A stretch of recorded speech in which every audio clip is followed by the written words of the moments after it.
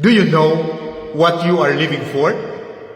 One of the greatest tragedies is for a person to live his whole life with no purpose, sense of direction, or goals.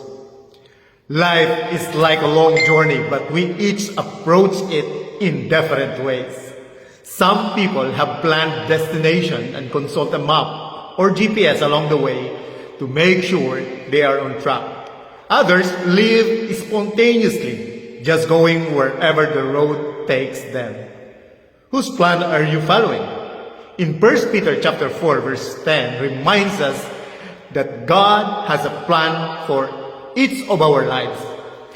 That's why He has given us talents, abilities, and skills to help people and accomplish the things He wants us to accomplish.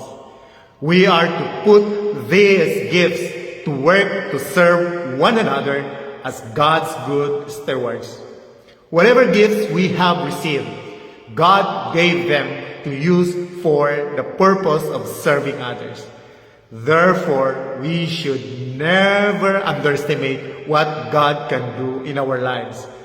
We can miraculously open doors and provide the resources we need to succeed.